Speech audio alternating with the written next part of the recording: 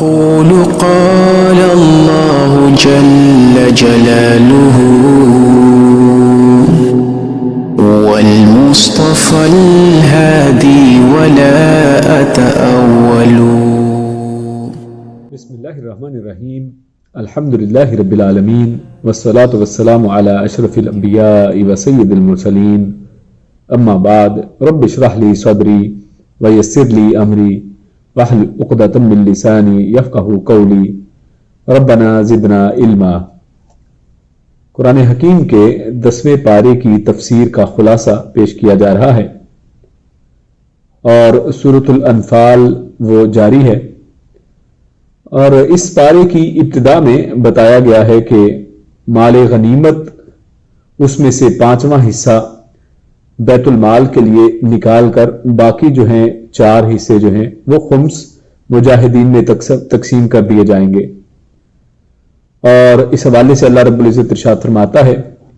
وَاعْلَمُوا أَنَّمَا غَنِمْتُم مِّن شَيْءٍ فَأَنَّ لِلَّهِ خُمُسَهُ وَلِلرَّسُولِ وَلِذِي الْقُرْبَى وَالْيَتَامَى وَالْمَسَاكِينِ وَابْنِ السَّبِيلِ إِن كُنتُمْ آمَنتُم بِاللَّهِ وَمَا أَنزَلْنَا عَلَى عَبْدِنَا. تو یہاں پر اللہ رب العزت نے اس آیت کے اندر یہ خمس کی تقسیم کا معاملہ اس کو شروع میں واضح کر دیا ہے. اس کے بعد اللہ تعالیٰ نے پہلے سے کسی تیاری کے بغیر غزوہ بدر میں کفر و اسلام کو جو مد مقابل لانے کی حکمت وہ بیان کی ہے. کیونکہ ہم سب جانتے ہیں کہ جب غزوہ بدر ہوا ہے تو یہ مارکہ اس کے لیے کوئی خاص تیاری نہیں تھی اور مسلمانوں کے پاس جو ساز و سامان ہے اس کی بھی قلت تھی.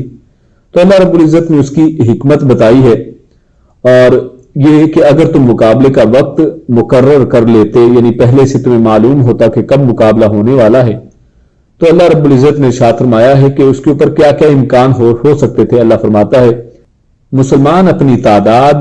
اور اسلحے کی قلت کے پیش نظر ہو سکتا تھا کہ وہ پس و پیش کرتے اور وہ چاہتے کہ جنگ نہ ہو. اور اسی طرح کافر اگر ان کو معلوم پڑ جاتا کہ مسلمان تیاری کے ساتھ ہیں تو وہ بھی مرعوب ہو سکتے تھے اور وہ مقابلے سے گریز کر سکتے تھے. لیکن اللہ رب العزت چاہتا تھا کہ یہ حق و باطل کی جنگ ہو کر رہے اور ایک فیصلہ کن معاملہ اور مارکہ ہو جائے. اور یہ بھی تاکہ بے سر و سامانی کے باوجود اللہ رب العزت ان مسلمانوں کو کامیابی عطا فرمائے اور اس طرح سے حق اور باطل کا فرق جو ہے اللہ رب العزت واضح فرما دیں. اور جو مسلمان ہونا چاہے اللہ نے فرمایا کہ من ہلک عن بینۃ ویحیی من حی عن بینہ، کہ اللہ رب العزت چاہتا ہے کہ واضح ہو جائے کہ جو زندہ رہنا چاہتا ہے مسلمان ہونا چاہتا ہے تو علی وجہ البصیرہ ہر حقائق کو دیکھ کر وہ مسلمان ہو جائے اور جو اپنے کفر پر باقی رہنا چاہتا ہے وہ بھی اس حوالے سے سوچ بچار کر لے. اس کے بعد اللہ رب العزت نے جہاد میں ثابت قدمی کا مظاہرہ کرنے اور ذکر الہی میں مشغول رہنے کی اللہ تلقین فرمائی ہے. اللہ ارشاد فرماتا ہے یا ایھا الذین آمنوا اذا لقیتم فئۃ فاثبتوا واذکروا اللہ کثیرا لعلکم تفلحون. اللہ فرماتا ہے کہ جب تم آپس میں ملو، جب دونوں گروہ آپس میں آمنا سامنا کر لیں تو اس حوالے سے اس دوران تمہیں ثابت قدم رہنا ہے اور وَاذْكُرُوا اللَّهَ كَثِيرًا. اور اس معاملے کے اندر بھی اللہ نے فرمایا کہ پھر اللہ کا ذکر بڑی کثرت سے کرنا ہے لَعَلَّكُمْ تُفْلَحُونَ، تاکہ تم کامیابی حاصل کرو، تاکہ تم فلاح پا جاؤ. اور پھر بڑی ہی بہترین بات یہاں پر کی جا رہی ہے. اللہ ارشاد فرماتا ہے وَأَطِيعُوا اللَّهَ وَرَسُولَهُ وَلَا تَنَازَعُوا فَتَفْشَلُوا وَتَذْهَبَ رِيحُكُمْ. اللہ رب العزت ارشاد فرماتا ہے کہ اس معاملے کے اندر بھی، جنگ کے اندر بھی تمہیں چاہیے کہ تم اللہ اور اس کے رسول کی اطاعت کرو اور آپس میں تنازع کے اندر نہ پڑو، آپس میں جھگڑے کے اندر نہ پڑو. اور اگر تم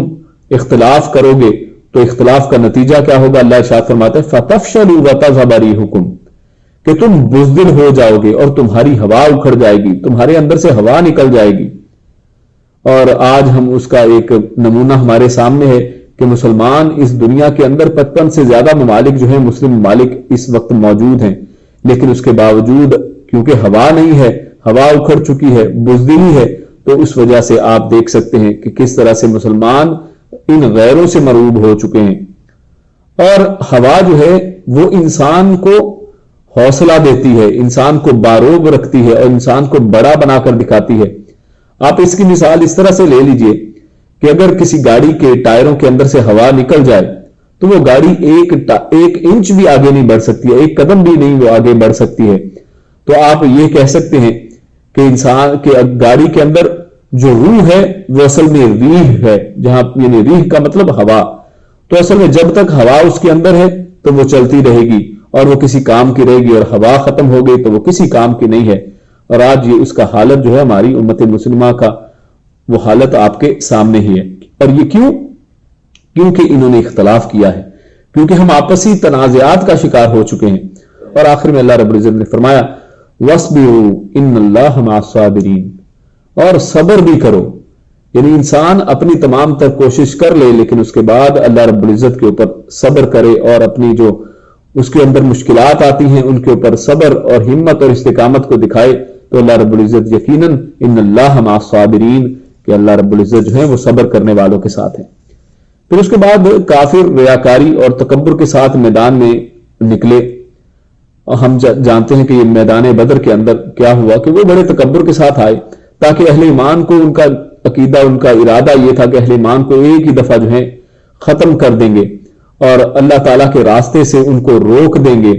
اور اس دوران شیطان انسانی شکل میں ان کی حوصلہ افزائی کر رہا تھا، جس کا ذکر اللہ رب العزت نے فرمایا وَإِذْ زَيَّنَ لَهُمُ الشَّيْطَانُ أَعْمَالَهُم وَقَالَ لَا غَالِبَ لَكُمُ الْيَوْمَ مِنَ النَّاسِ وَإِنِّي جَارٌ لَكُمْ، کہ وہ شیطان جو ہے اس نے ان کو ان کا ساز و سامان، ان کی طاقت جو ہے وہ بڑی مزین کر کے دکھائی کہ تمہیں تو کوئی ہرا نہیں سکتا ہے، اور انہوں نے کہا کہ آج تو تم ہی غالب رہنے والے ہو، اور اس نے کہا کہ میں بھی تو تمہارے ساتھ ہی ہوں۔ مگر جب اس نے فرشتوں کی شکل میں اللہ رب العزت کی مدد آتی ہوئی دیکھی تو بھاگ اٹھا اور کہنے لگا کہ میں جس صورتحال کا مشاہدہ کر رہا ہوں وہ تمہیں نظر نہیں آ رہی ہے۔ اور اس کا ذکر اللہ رب العزت نے اس طرح ارشاد فرمایا فَلَمَّا تَرَاءَتِ الْفِئَتَانِ نَكَصَ عَلَىٰ عَقِبَيْهِ وَقَالَ إِنِّي بَرِيءٌ مِّنكُمْ إِنِّي أَرَىٰ مَا لَا تَرَوْنَ إِنِّي أَخَافُ اللَّهَ وَاللَّهُ شَدِيدُ الْعِقَابِ۔ تو یہاں پر اس ایک چھوٹی سی آیت کے اندر بہت سی چیزیں اللہ رب العزت نے بیان فرمائی ہیں، اور اس میں ایک اہم نقطہ تو یہ ہے کہ شیطان کا یہ قول کہ وہ کہتا ہے انی اخاف اللہ، کہ میں اللہ سے ڈرتا ہوں۔ اب یہاں سے نقطہ یہ ملا کہ شیطان کا اللہ رب العزت سے ڈرنا اس کو جہنم سے نہیں بچا سکتا ہے، تو اسی طرح سے صرف خوف جو ہے وہ مطلوب نہیں ہے۔ انسان اللہ کی جب عبادت کرتا ہے تو اس کے اندر خوف بھی ہے، اس کے اندر اللہ رب العزت سے امید بھی ہے، اس میں اللہ رب العزت کی فرما برداری بھی ہے، اور اللہ رب العزت سے جو محبت بھی ہے۔ تو یہ ساری چیزیں جب ملتی ہیں تو پھر جا کر وہ فرما برداری، اطاعت اور اسلام بنتا ہے۔ صرف خوف جو ہے وہ کافی نہیں ہے، اور اگر خوف کافی ہوتا تو شیطان جو ہے وہ اس طرح سے دھتکارا نہ جاتا، ورنہ یہاں پر تو یہ آیت بتا رہی ہے واضح طور پر کہ شیطان جو ہے وہ کہتا ہے کہ میں اللہ سے ڈرتا ہوں۔ اور دوسرا اس میں ایک بہت بڑا نقطہ یہ پتہ چلتا ہے، جب اس نے کہا فَلَمَّا تَرَاءَتِ الْفِئَتَانِ نَكَصَ عَلَىٰ عَقِبَيْهِ، کہ جب اس نے ان فرشتوں کے گروہوں کو آتے ہوئے دیکھا تو اس کے بعد وہ بھاگ کھڑا ہوا، وہ اپنی ایڑیوں کے بل یعنی بھاگ جاتا ہے۔ نَكَصَ عَلَىٰ عَقِبَيْهِ، عقبیہ کہتے ہیں اپنی ایڑیوں کو، یعنی وہیں سے اس نے یو ٹرن لیا ہے۔ تو پتہ چلا کہ شیطان شروع میں جو ہے وہ تو سبز باغ دکھاتا ہے، شیطان کے ایجنٹ شروع میں سبز باغ دکھاتے ہیں، لیکن جب وقت آتا ہے مدد کا تو اس وقت وہ بھاگ کھڑے ہوتے ہیں۔ اور یہ کیوں ہے؟ یہ اس وجہ سے کہ شیطان ہمارا حقیقی دوست نہیں ہے،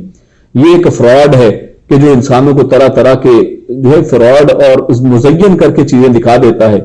جبکہ حقیقی دوست جو ہوتا ہے وہ تو اصل میں مشکل ہی کے وقت کام آتا ہے۔ لیکن شیطان کا یہاں پر رویہ بتایا گیا کہ مشکل وقت میں ہی وہ بھاگ کھڑا ہوا۔ تو اس وقت بعض منافق اور دلوں میں مرض رکھنے والے لوگ جو ہیں وہ یہ بھی کہہ رہے تھے کہ ان مسلمانوں کو ان کے دین نے دھوکے میں ڈال رکھا ہے، اور انہوں نے اللہ تعالیٰ کے بھروسے پر اتنا بڑا خطرہ مول لے لیا ہے۔ تو اللہ رب العزت نے منافقین کی بھی بات درمیان میں بتائی ہے کہ وہ کس طرح سے اپنی جملوں کے ذریعے مسلمانوں کی حوصلہ شکنی کرنے کی کوشش کر رہے تھے، لیکن اللہ رب العزت فرماتے ہیں کہ ہم اپنے پر توکل کرنے والوں کو بہت اچھی طرح جانتے ہیں، اور ہم ان کی کامیابی جو ہے عطا فرما کر رہیں گے۔ اور پھر اللہ تعالیٰ نے فرعون اور اس سے پہلے کافروں کے عبرتناک انجام جو ہیں ان کا ذکر کیا ہے، تاکہ مسلمانوں کو حوصلہ پیدا ہو کہ ہمیشہ جو ہے جیتنے والی جماعت جو ہے وہ ہمیشہ حق والی جماعت ہی ہوتی ہے، اور بتایا کہ کافر بھی صورتحال سے دوچار ہو کر رہیں گے۔ اور اس کے بعد قوموں کے عروج و زوال کا ناقابل تردید ضابطہ جو ہے اللہ رب العزت نے وہ بیان فرمایا ہے۔ اللہ رب العزت ارشاد فرماتے ہیں ذالک بان اللہ لم یکن مغیرا نعمتا انعمها علی قوم حتی یغیروا ما بانفسهم وان اللہ سمیع علیم، یعنی اللہ تعالیٰ اس وقت تک کسی قوم کی حالت نہیں بدلتا جب تک کہ وہ خود اپنی حالت بدلنے کا ارادہ نہ کر لے۔ اور اس حوالے سے ابن عباس فرماتے ہیں کہ کوئی مصیبت بندے پر اس وقت تک نازل نہیں ہوتی جب تک کہ گناہ نہ کرے، یعنی انسان کے اپنے گناہوں کی وجہ سے اس کے اوپر مصیبت آتی ہے، اور اس وقت تک ہٹتی نہیں ہے کہ جب تک کہ وہ انسان اس سے توبہ نہیں کر لیتا ہے۔ اور جب بندہ کسی مصیبت میں ہو تو اسے چاہیے کہ بندہ اپنا جائزہ لے، اپنا احتساب کرے اور دیکھے کہ کون سا گناہ اس سے ایسا ہوا ہے کہ جس کی وجہ سے اللہ رب العزت نے اس کو اس مصیبت میں ڈال دیا ہے، اور اس کو چاہیے کہ پھر اس کے اوپر توبہ کرے۔ پھر فرمایا جا رہا ہے کہ ان شر الدواب عند اللہ الذین کفروا فہم لا یؤمنون۔ اللہ رب العزت کہتے ہیں کہ اس دنیا کے اندر جو چلنے والے لوگ ہیں ان میں سب سے جو بری شر جو مخلوق ہے وہ لوگ ہیں جنہوں نے کفر کیا، یعنی اللہ رب العزت نے ان کو ان چوپایوں، ان زمین کے اوپر چلنے والے کیڑے مکوڑوں، دواب کے اندر ہر چیز شامل ہے، یعنی اللہ کہتا ہے کہ ان کیڑوں مکوڑوں سے بھی گری ہوئی مخلوق ہیں یہ لوگ جو کفر کرتے ہیں اور وہ ایمان نہیں لاتے ہیں۔ تو آپ یعنی محمد علیہ السلام پر ایمان نہ لانے والے لوگوں کو اللہ رب العزت نے واضح طور پر یہ فرما دیا کہ ایمان اگر نہیں ہے تو آپ ان سے مرعوب نہ ہوں، آپ ان کی یہ ٹیکنالوجی اور چیزوں کو نہ دیکھیں، یہ دنیا کے اندر بدترین مخلوق یہی ہیں۔ تو لہذا یہاں یہودیوں نے اس وقت اس موقع پر میثاق مدینہ کی بھی مخالفت کی، اور انہوں نے مسلمانوں کا ساتھ دینے کی بجائے انہوں نے مشرکین مکہ کا ساتھ دیا۔ تو اللہ تعالیٰ فرماتا ہے فَإِمَّا تَثْقَفَنَّهُمْ فِي الْحَرْبِ فَشَرِّدْ بِهِمْ مَنْ خَلْفَهُمْ لَعَلَّهُمْ يَذَكَّرُونَ۔ تو عہد شکنی کرنے والوں کے ساتھ اللہ رب العزت کہتے ہیں کہ اس وقت ہمیں آہنی ہاتھوں کے ساتھ نمٹنا ہے، ان کو چھوڑنا نہیں ہے، کیونکہ انہوں نے عہد شکنی کی ہے تاکہ دوسروں کو بھی اس سے عبرت حاصل ہو، تاکہ بعد والے لوگ جو ہیں وہ عہد شکنی نہ کریں، اور خیانت کرنے والوں کے ساتھ کیے گئے معاہدوں کی جو پاسداری لازمی نہیں رہ جاتی، یعنی آپ کو بھی اب پھر ان کے ساتھ جو معاہدے کر رکھے ہیں آپ نے بھی ان کی پاسداری نہیں کرنی ہے۔ جب وہ اپنے عہدوں کا پاسداری نہیں کر رہے ہیں تو آپ بھی ان کی پاسداری نہ کریں، ان عہدوں کے اوپر اب آپ کو بھی لازمی نہیں ہے کہ آپ پورے اتریں، اور ان کو معاہدوں کو توڑ دیجئے۔ کافر یہ نہ سمجھیں کہ وہ بچ نکلنے میں کامیاب ہو جائیں گے، اور اللہ تعالیٰ کو وہ عاجز نہیں کر سکتے ہیں۔ اس کے بعد مسلمانوں کو حکم دیا گیا ہے کہ دشمنان اسلام پر روب ڈالنے کے لیے تم لوگ جس قدر ہو سکے قوت اور مضبوط گھوڑے تیار کرو۔ تو یہاں پر یہ بڑا ہی اہم ایک آیت ہے جس کا بعض لوگ ایک غلط مطلب بھی لیتے ہیں۔ اس آیت کے اندر اللہ فرماتا ہے وَأَعِدُّوا لَهُم مَّا اسْتَطَعْتُم مِّن قُوَّةٍ وَمِن رِّبَاطِ الْخَيْلِ۔ اللہ کہتا ہے کہ اپنی قوت کے ذریعے جو ہے اپنے آپ کو مضبوط کرو، اپنی قوت جمع کرو۔ تو اس کا مطلب یہ نہیں ہے کہ جب قوت جمع ہو جائے تو اس کے بعد لوگوں کے اوپر حملہ کر دو، تو اس کا مطلب ہرگز نہیں ہے، بلکہ اس کا مطلب یہ ہے کہ دشمنوں کے اوپر روب ڈالنے کے لیے تمہارے اندر اتنی قوت اور طاقت ہونی چاہیے کہ اس کے بعد دشمن آپ کے ساتھ مقابلہ کرنے سے پہلے 100 دفعہ سوچے۔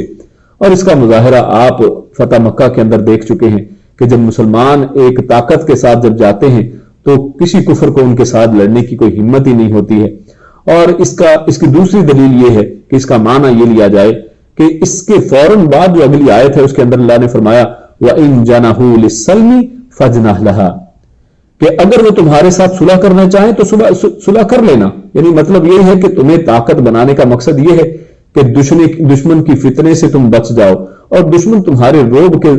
اندر رہے اور وہ تم سے مرعوب رہے اور تمہارے ساتھ لڑے ہی نہ، اور بلکہ وہ اتنی آپ کے اندر طاقت ہونی چاہیے کہ وہ صلح کرنے کے اوپر جو ہے وہ مائل ہو جائے، اور اگر وہ صلح کے لیے ہاتھ بڑھائیں تو ہمیں صلح کو قبول کرنا ہے۔ اور جنگ جو ہے وہ اصل مقصد نہیں ہے، ہاں جب جنگ ضروری ہے تو جنگ سے پیچھے ہٹنا جو ہے یہ اس طرح چوڑیاں پائیں پہن کر بیٹھنا جو ہے وہ بھی درست بات نہیں ہے۔ اور اس سے یہ مطلب نکلتا ہے کہ ہمیں ایک اچھی خاصی طاقت جو ہے اس کو اکٹھا کرنا ہے اور ہمت نہیں ہارنی ہے، اور اس کے ذریعے اس معاملے میں طاقت کو اکٹھی کرنے کے اندر لگے رہنا ہے، اور اس کا اصل مقصد جو ہے بد امنی پھیلنے کو مٹانا ہے، نہ کہ دنیا کے اندر بد امنی پیدا کرنا۔ جیسے کہ آج ہم دنیا کے اندر جن کو لوگ سپر پاور سمجھتے ہیں ان کا حال دیکھ لیں، تو ان کے پاس جو طاقت ہے وہ اس کو کس طرح سے استعمال کرتے ہیں۔ کبھی وہ کسی مسلمان ملک پر حملہ کرتے ہیں، کبھی کسی دوسرے غریب ملک پر حملہ کرتے ہیں، تو اپنی طاقت کا یہ بیجا استعمال وہ کرتے ہیں۔ اور ہمیں اس طرح سے اور اس طرح جس طرح انہوں نے دوسروں کی زندگی کو اجیرن بنا رکھا ہے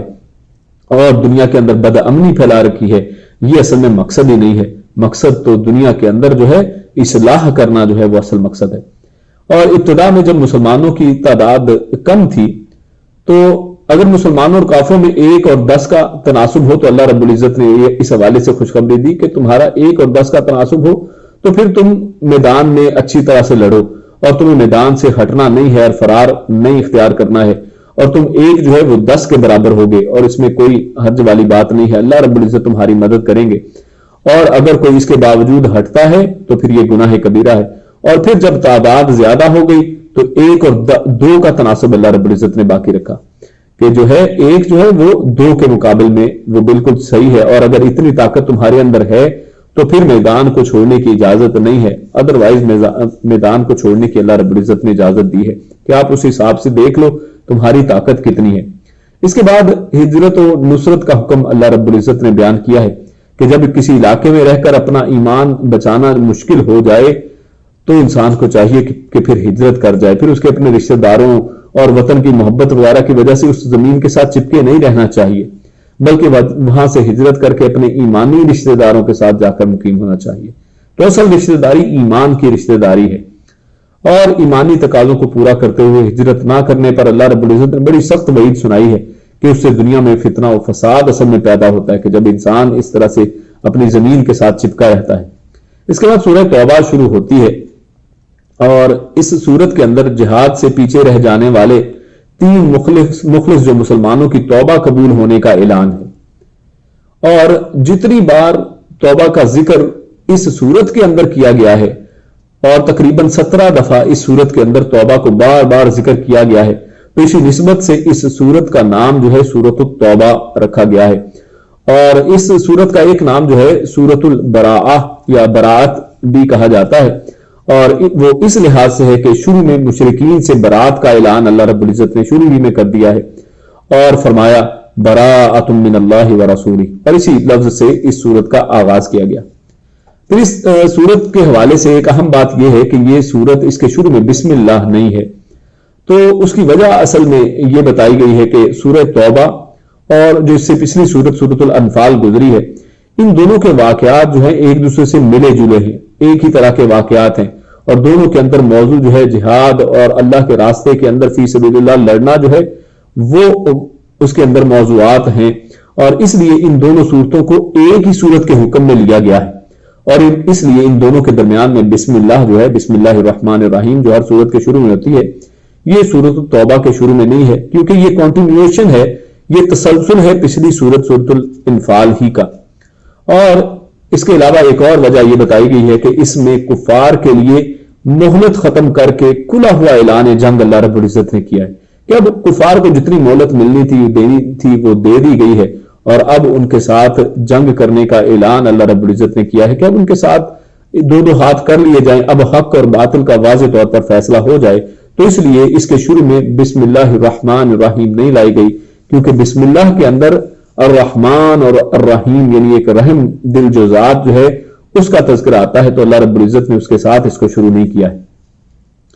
یہ سورت غزوہ تبوک کے بعد واپسی پر اصل میں نازل ہوئی ہے، اور اس کے اندر جہاد اور زکوٰۃ کے حوالے سے منافقین کی خباثتوں کی نشاندہی بھی اللہ رب العزت نے کی ہے، اور ان کے مکروہ چہرے سے اسلام کا نقاب ہٹا کر انہیں اللہ رب العزت نے چاہا ہے کہ معاشرے کے سامنے واضح طور پر ننگا کر دیا جائے۔ اور یہاں پر آگے چل کر دوسری طرف جو صلح اور امن کے معاہدوں سے کافروں نے جو کوئی فائدہ نہیں اٹھایا، جو اس سے پہلے امن کے معاہدے چل رہے تھے، تو جب انہوں نے فائدہ نہیں اٹھایا اور ان کی اسلام دشمنی سیم ایز اٹ از رہی، اس کے اندر کوئی کمی نہیں واقع ہوئی، لہذا ان معاہدوں کو 4 مہینے کی مہلت دے کر ختم کرنے کا اعلان اللہ رب العزت نے کیا ہے کہ اب یہ معاہدے مزید جاری رہنے والے نہیں ہیں، اب ان کو ختم کر دیا جائے اور 4 مہینے کی مہلت دے دی جائے۔ اللہ فرماتا ہے فَسِیحُوا فِی الْأَرْضِ 4 اشہر، کہ تم 4 مہینے جو ہے اس زمین کے اندر رہ سکتے، اس کے بعد تمہیں اجازت نہیں ہے۔ پھر اللہ فرماتا ہے ان اللہ بریء من المشرکین ورسولہ فإن تبتم فهو خیر لکم۔ لیکن اللہ رب العزت کی رحمت کا عالم دیکھیے، اور جیسے ہم نے دیکھا کہ اس سورت کے اندر بہت دفعہ توبہ کا ذکر ہے، 17 دفعہ کے قریب اس کے اندر توبہ کا ذکر ہے۔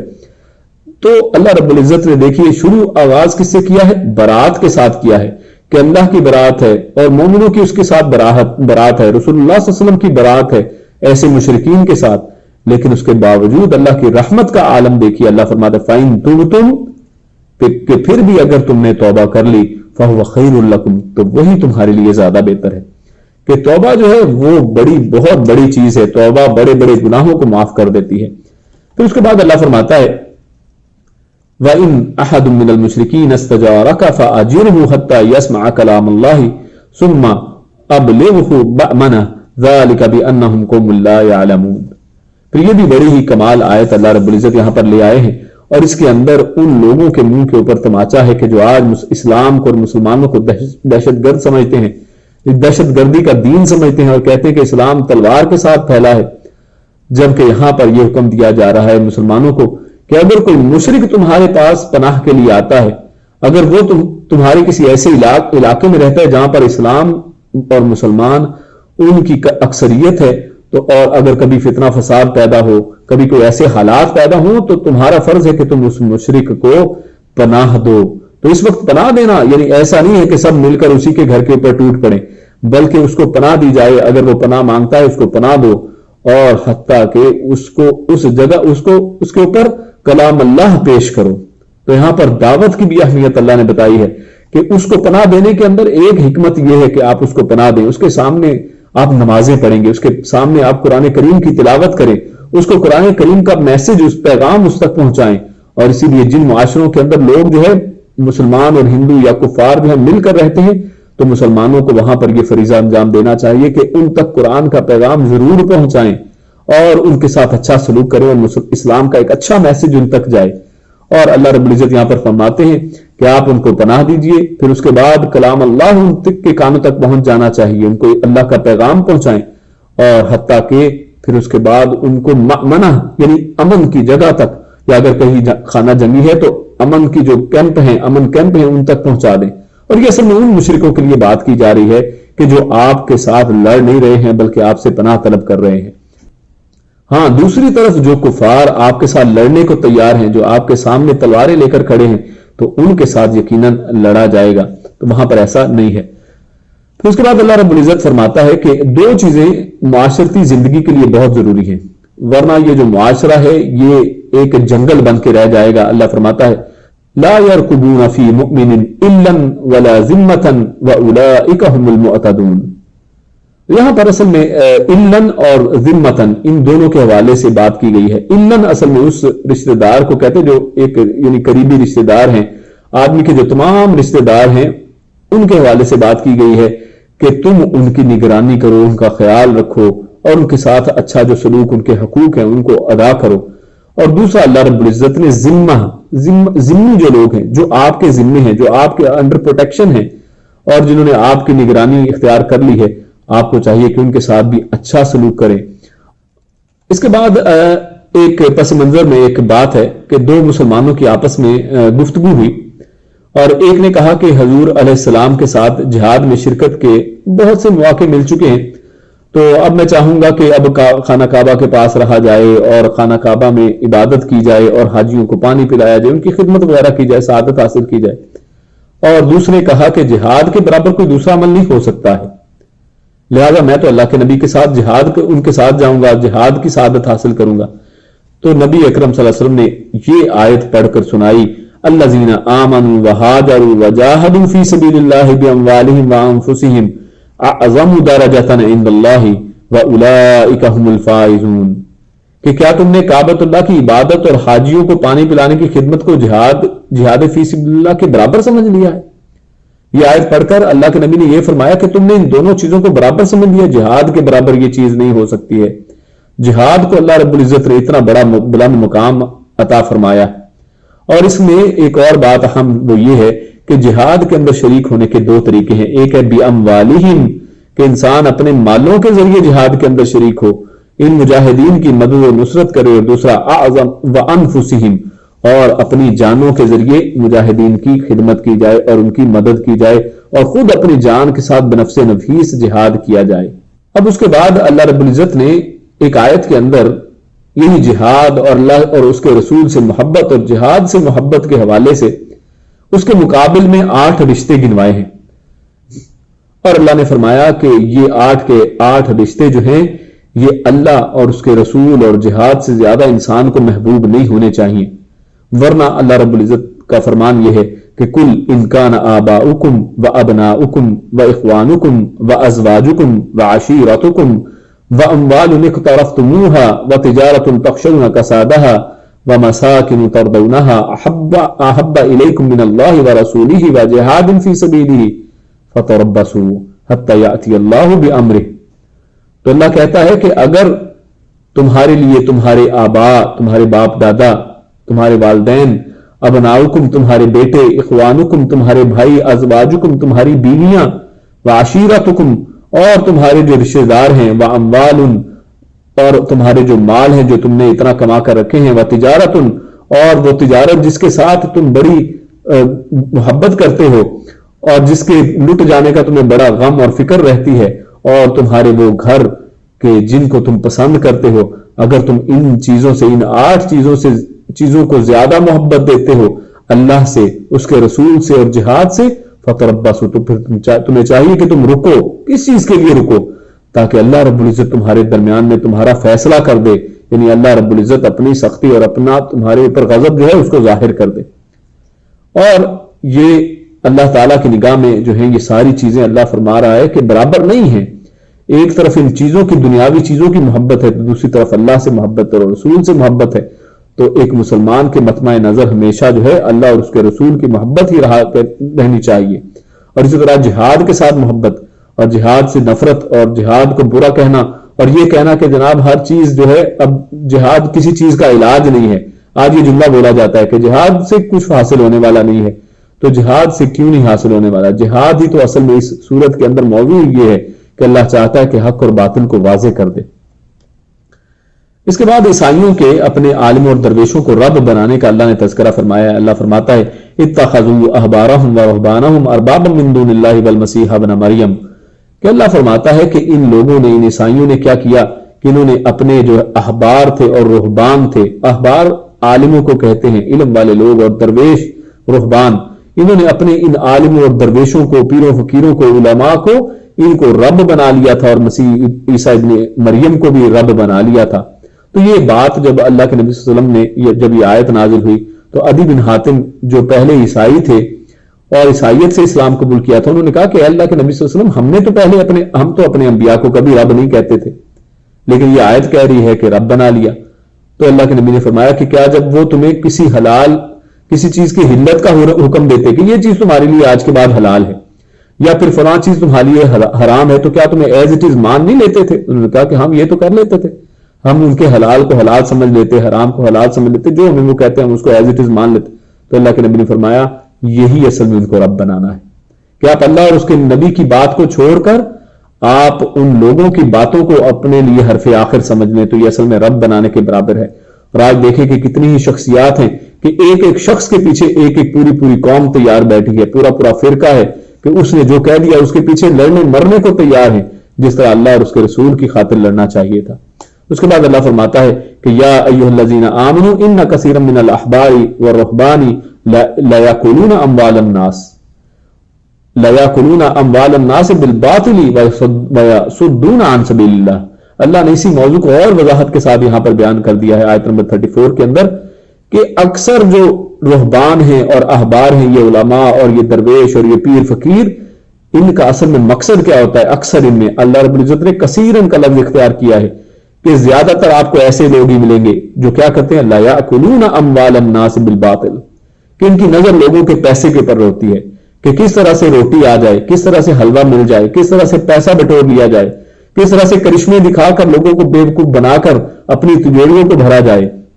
اور کس طرح یہ درگاہیں بنا کر لوگوں سے بہت سا پیسہ جو ہے وہ کھینچ لیا جائے. تو یہی اصل میں ان لوگوں کا مطمع نظر ہے. اور دوسرا یہ کہ یہ اللہ کے راستے میں جو اللہ کا اصل راستہ ہے اس سے یہ لوگوں کو روک دیتے ہیں اور اپنی طرف متوجہ کر لیتے ہیں. اس کے بعد غزوہ حنین اور اس میں کثرت تعداد کے باوجود مسلمانوں کے نقصان اٹھانے اور پھر اللہ تعالیٰ کی مدد سے کامیاب ہونے کا اللہ نے تذکرہ فرمایا ہے. اور آئندہ کے لیے کافروں کے حرم شریف میں داخلے کی پابندی کا قانون اللہ نے دیا ہے کہ آئندہ سال سے اب یہ لوگ اس حرم میں داخل نہیں ہو سکتے ہیں. اور پھر اس کے بعد توحید اور آخرت پر ایمان نہ لانے والے اور اسلامی نظام حیات سے پہلو تہی کرنے والے اسلامی معاشرے کے افراد بن کر نہیں رہ سکتے. اللہ نے یہ فرما دیا اور انہیں ذلت و رسوائی کے ساتھ جزیہ ادا کر کے رہنا پڑے گا. اللہ رب العزت نے اس بات کو یہ حکم فرما دیا ہے. پھر اس کے بعد یہ مشرکین نے نبی اکرم صلی اللہ علیہ وسلم کو قتل کرنے کا پلان بنا لیا. جب یہ مسلمان مکہ کے اندر تھے تو ہجرت کا واقعہ اصل میں یہاں پر ذکر کیا جا رہا ہے، لیکن اللہ رب العزت نے اللہ کے نبی صلی اللہ علیہ وسلم کو بچانا تھا تو اللہ رب العزت نے ہجرت کی اجازت عطا فرمائی اور ابو بکر صدیق اور نبی اکرم صلی اللہ علیہ وسلم غار ثور کی طرف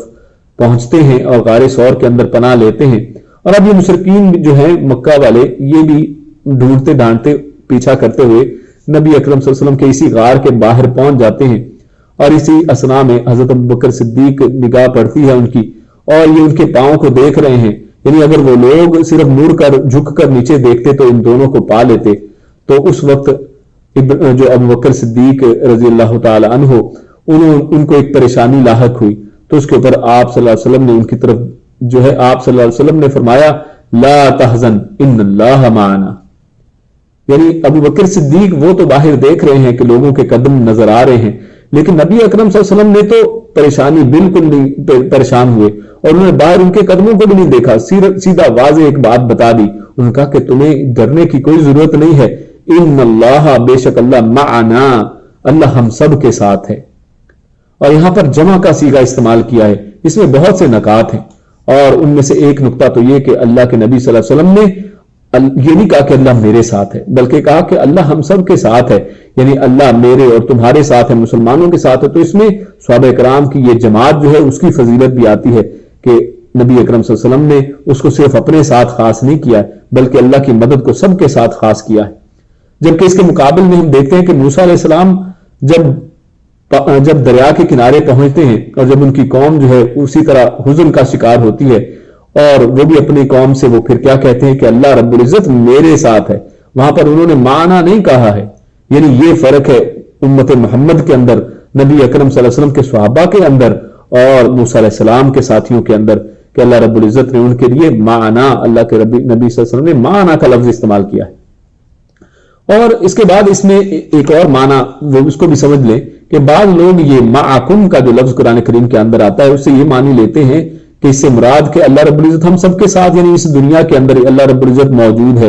اور اللہ رب العزت ہر جگہ پر ہے. تو یہ معنی اس کا لیتے ہیں جو بالکل غلط ہے، کیونکہ یہاں پر جیسے معنی اللہ کے پیارے رسول کہہ رہے ہیں کہ اللہ ہمارے ساتھ ہے، یعنی اس سے مراد مجبور و نصرت کے حوالے سے کہ اللہ آپ کو غم کھانے کی ضرورت نہیں ہے، اللہ رب العزت ہمارا ساتھ چھوڑے گا نہیں.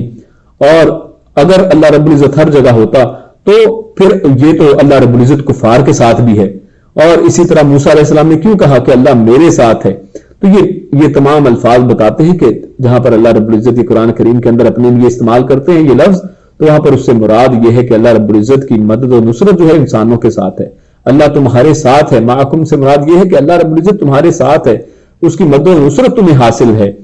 اور جبکہ اللہ رب العزت قرآن کریم میں واضح طور پر فرماتا ہے کہ اللہ رب العزت عرش کے اوپر ہے، الرحمن علی العرش استوى، کہ اللہ رب العزت عرش پر مستوی ہوا. اور آگے اللہ رب العزت ارشاد فرماتا ہے وَلَا يَأْتُونَ الصَّلَاةَ إِلَّا وَهُمْ كُسَالَىٰ وَلَا يُنْفِقُونَ إِلَّا وَهُمْ كَارِهُونَ. اللہ نے منافقوں کی ایک حالت بیان کی ہے کہ منافق جب نماز کی طرف آتے ہیں تو اس طرح سے جیسے سستی کی حالت ہوتی ہے، اور خرچ کرتے ہیں تو اس طرح کہ جیسے ان کے دل جو ہے اس کی وجہ سے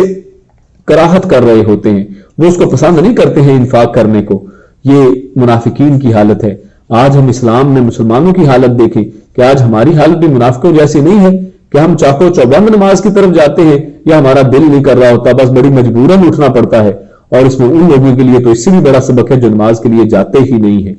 پھر زکوٰۃ و صدقات کے مستحقین کی 8 اقسام اللہ رب العزت نے آگے بیان کی ہیں، اور اللہ رب العزت نے فرمایا کہ ان 8 لوگوں کے اوپر زکوٰۃ کو خرچ کیا جا سکتا ہے، اور اللہ فرماتا ہے کہ یہ زکوٰۃ جو ہے فقراء کے لیے ہے، مساکین کے لیے ہے، اور زکوٰۃ جو وصول کرنے والے جو اس کے اوپر مامور لوگ ہیں ان کے لیے، اور اسی طرح مؤلفۃ القلوب دلوں کی تالیف کے لیے، دلوں کو نرم کرنے کے لیے، لوگوں کے دلوں کو اپنی طرف اسلام کی طرف مائل کرنے کے لیے، اور اسی طرح غلاموں کو آزاد کرنے کے لیے، اور قرض دار کے قرض میں آسانی کے لیے، اور اس طرح مسافر کے لیے، اور جہاد فی سبیل اللہ کے لیے زکوٰۃ جو ہے ان 8 مصارفی میں خرچ ہو سکتی ہے، اس کے علاوہ کسی اور میں اس کو خرچ نہیں کیا جا سکتا ہے۔ ہاں عام صدقات جو ہیں وہ ان کو آپ کسی ان 8 میں سے یا کسی اور کے لیے بھی خرچ کر سکتے ہیں۔ اس کے بعد اللہ رب العزت نے منافقین کو ہمیشہ کے لیے مسترد کر دیا ہے۔ اللہ فرماتا ہے استغفر لهم او لا تستغفر لهم ان تستغفر لهم 70 مرہ فلن یغفر اللہ لهم۔ اصل میں اللہ کے نبی صلی اللہ علیہ وسلم نے جو عبداللہ بن ابی جو رئیس المنافقین تھا، جب وہ فوت ہوتا ہے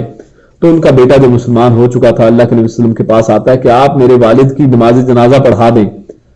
اور اللہ کے نبی صلی اللہ علیہ وسلم یہ نہیں چاہتے ہیں کہ لوگ یہ سمجھیں کہ نبی اکرم صلی اللہ علیہ وسلم خود اپنے ساتھیوں کو جو ہے ان کے اوپر کفر کے فتوے لگا رہے ہیں۔ اللہ کے نبی نے نرم رویہ اختیار کیا ان منافقین کے اوپر بھی، اور اللہ کے نبی اس کی نماز جنازہ بھی پڑھاتے ہیں، اس کے لیے استغفار کی دعا بھی کرتے ہیں، اور ان کے بیٹے کے کہنے کے اوپر اللہ کے نبی اپنا کرتا مبارک جو ہے وہ بھی، اپنی قمیض جو ہے وہ بھی ان کو دیتے ہیں، اور اس کو بطور کفن پہنایا جاتا ہے۔ اللہ کے نبی صلی اللہ علیہ وسلم حتیٰ کہ اپنا لعاب دہن جو ہے، اپنی تھوک مبارک وہ بھی اس کے منہ کے اندر ڈالتے ہیں، لیکن اللہ رب العزت فرماتے ہیں کہ یہ سب کچھ کسی کام میں آنے والا نہیں ہے، کیونکہ یہ منافق لوگ ہیں، یہ کفر کرنے والے لوگ ہیں، ان کا ٹھکانہ جہنم کا سب سے نچلا درجہ ہے، چاہے آپ ان کے لیے استغفار کریں یا نہ استغفار کریں، اللہ رب العزت ان کو ہرگز معاف کرنے والا نہیں ہے، چاہے آپ 70 دفعہ بھی استغفار کریں تو اللہ ان کو معاف کرنے والا نہیں ہے۔ تو اس سے یہ پتہ چلتا ہے کہ بہت سے لوگ جو اپنی بدعمالیوں کے باوجود اللہ کے نبی صلی اللہ علیہ وسلم کی سفارش کے منتظر ہیں، اور ایمان ان کے اندر ذرہ برابر نہیں ہے، نماز وہ کبھی انہوں نے پڑھی نہیں ہے، روزے کبھی رکھے نہیں ہیں، ایمان ان کے اندر نہیں ہے، ایمان کو وہ جانتے ہی نہیں ہیں، صرف نام کا کلمہ پڑھ رکھا ہے، نام کے مسلمان ہیں، تو ایسے لوگ شفاعت کے جو منتظر ہیں ان کو سمجھ جانا چاہیے کہ شفاعت جو ہے وہ کن کو ملنے والی ہے، کن کے حق میں اللہ شفاعت قبول کرے گا، ورنہ اللہ کے نبی تو اس کے لیے، اس رئیس المنافقین، منافقوں کے سردار کے لیے بھی سفارش کر رہے ہیں، لیکن اللہ نے اس کو قبول نہیں کیا ہے، کیونکہ ایمان نہیں ہے وہاں پر، کیونکہ عمل وہاں پر نہیں ہے۔ تو جہاں پر ایمان و عمل نہیں ہے، نافرمانیاں ہیں زندگیوں کے اندر، تو وہاں پر یہ سب کام آنے والا نہیں ہے۔ اللہ فرماتا ہے وَلَا تَقُمْ عَلَىٰ قَبْرِهِ، آپ ان کی قبر کے اوپر کھڑے بھی نہ ہوئیے، یعنی جا کر دوبارہ اب ان کی قبروں کے اوپر کھڑے ہونا بھی جائز آپ کے لیے نہیں ہے۔ إِنَّهُمْ كَفَرُوا بِاللَّهِ وَرَسُولِهِ وَمَاتُوا وَهُمْ فَاسِقُونَ، کہ وہ اس حالت میں مرے ہیں کہ وہ فاسق تھے، وہ کفر کرنے والے تھے، انہوں نے اللہ اور اس کے رسول کا کفر کیا، ان کو مانا نہیں ہے۔ آپ ان کی قبروں کے اوپر جا کر ان کے لیے دعائیں نہ کریں۔ اس سے ایک چیز تو پتہ چلتی ہے کہ کفار کی اور مشرکوں کی قبروں پہ جا کر استغفار اور دعائیں، ان کے لیے دعائیں کرنا جائز نہیں ہے، اور دوسرا یہ پتہ چلتا ہے کہ مسلمانوں کی قبروں کے اوپر جانا اس کا عکس ہے کہ جایا جانا چاہیے اور وہاں پر جانا چاہیے، کیونکہ اللہ نے صرف ان کی قبروں سے روکا ہے، تو لہذا مسلمانوں کی قبروں پر جایا جا سکتا ہے، ان کے لیے استغفار کیا جا سکتا ہے، ان کی مغفرت کی دعا کی جا سکتی ہے۔ ہاں یہ جائز نہیں ہے کہ ان سے دعا کرنا شروع کر دیں، اللہ نے یہاں پر صرف ان کے لیے دعا کے بارے میں بات کی ہے۔ پھر منافقین کے متعلق بتایا کہ برائی کی نشر و اشاعت اور نیکی کے راستے میں یہ لوگ اصل میں بہت بڑی رکاوٹ ہیں، یہ منافقین، یہ اندر رہ کر ایسے بھیلے بہانے اور چالیں چلتے رہتے ہیں، تو ان سے بچنا بہت ضروری ہے۔ اور جبکہ مومنین ایک دوسرے کے دوست ہوتے ہیں، نیکی پھیلانے میں ایک دوسرے کی مدد کرتے ہیں، جبکہ منافقین نے جہاد کے مقابلے میں گھروں میں رہنے کو ترجیح دی ہے، اور وہ رویہ اختیار کیا ہے کہ جو عورتوں کا رویہ ہوا کرتا ہے، نسوانیت کا مظاہرہ کیا ہے، اور اللہ نے ان کے دلوں پر اصل میں مہر لگا دی ہے۔ اور اس کے بعد اللہ فرماتا ہے کہ اگر کوئی شرعی معذور ہو، کوئی شرعی عذر ہو، کوئی غربت ہو، مسکنت کا شکار ہو، تو جہاد سے پیچھے اگر کسی وجہ سے رہ گیا ہے تو کوئی حرج نہیں ہے، لیکن جان بوجھ کر بغیر کسی عذر کے کوئی اگر نہیں جاتا ہے تو یہ بہت بڑی سزا اس کی ہے۔ کچھ لوگ سواری طلب کرنے کے لیے نبی اکرم صلی اللہ علیہ وسلم کے پاس آتے ہیں، یعنی یہ ایک طرف وہ لوگ ہیں جو جہاد میں جانا نہیں چاہتے ہیں، منافقوں کی ایک روش ہے، اور کچھ ایسے لوگ ہیں جو معذور ہیں۔ اب ان کی ایک مثال ہمارے سامنے آ رہی ہے کہ کچھ لوگ سواری طلب کرنے کے لیے نبی اکرم صلی اللہ علیہ وسلم کی خدمت میں آتے ہیں اور اللہ کے نبی کو کہتے ہیں کہ آپ ہمیں سواریاں عطا کر دیں تاکہ ہم لوگ بھی آپ کے ساتھ جا سکیں، اور آپ واضح طور پر کہہ دیتے کہ میرے پاس تو سواری کا کوئی انتظام نہیں ہے۔ تو یہ جواب سن کر یہ لوگ رونا شروع ہو جاتے ہیں کہ ہم اب اس جہاد کی سعادت سے محروم ہو جائیں گے صرف اس فقر کی وجہ سے، اس وجہ سے کہ ہمارے پاس وہ سامان نہیں ہے، سواری نہیں ہے، اور جہاد کی عظیم الشان اس عمل سے محروم ہو جائیں گے۔ تو یہ ہوتا ہے اصل میں ایمان۔ اللہ نے ان کے ایمان کو یہاں پر ذکر کیا ہے۔ اللہ فرماتا ہے وَلَا لِلَّذِينَ إِذَا مَا أَتَوْكَ لِتَحْمِلَهُمْ قُلْتَ لَا أَجِدُ مَا أَحْمِلُكُمْ، نبی صلی اللہ علیہ وسلم نے واضح فرما دیا کہ میرے پاس تو تمہارے لیے سواری نہیں ہے۔ تولوا، تو وہ مڑ گئے، وہ واپس پلٹے، کس حالت میں؟ وَأَعْيُنُهُمْ تَفِيضُ مِنَ الدَّمِ، کہ ان کی آنکھیں جو ہیں آنسوں سے تر ہیں، ان کی آنکھوں کے اندر من الدمع حزنا، ان کی آنکھوں میں ایک حزن ہے، ایک غم ہے کہ ہمیں اب جہاد کے اندر شرکت کی جو ہے موقع نہیں ملا ہے۔ تو اللہ تعالیٰ نے اصل میں یہاں پر ان کی یہ تحسین اور تعریف کی ہے، اور صاحب حیثیت کے سفر خرچ کرنے کی گنجائش رکھنے کے باوجود جہاد نہ کرنے والوں کی اللہ رب العزت نے یہیں پر مذمت بھی کی ہے۔ تو اس آیت سے ایک اور نقطہ بھی ہمیں ملتا ہے کہ جو نبی اکرم صلی اللہ علیہ وسلم نے ارشاد فرمایا کہ میرے پاس تو سواریاں نہیں ہیں، جب سواریوں کے لیے انہوں نے حاجت کی کہ ہمیں بھی سواریاں پرووائڈ کی جائیں، مہیا کی جائیں، تو اس سے پتہ چلتا ہے کہ نبی اکرم صلی اللہ علیہ وسلم جو ہیں مختار کل نہیں ہیں۔ اور جیسا کہ ہم پچھلی صورتوں کے اندر بھی پڑھ رہے ہیں کہ اللہ کے نبی کے پاس اللہ کے خزانے نہیں ہیں، وہ مختار کل نہیں ہے۔ اگر وہ مختار کل ہوتے، اگر وہ سب کچھ مہیا کر سکتے ہوتے تو وہ ضرور مہیا کرتے۔ تو اللہ کے نبی کا یہ عمل جو ہے جو قرآن میں ذکر ہے، اس سے ثابت ہوتا ہے کہ اللہ کے نبی مختار کل نہیں ہے۔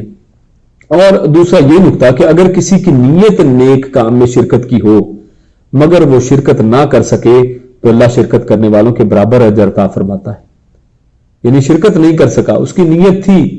لیکن وہ جا نہیں سکے ہیں، جیسے یہ صحابہ کرام جا نہیں سکے ہیں،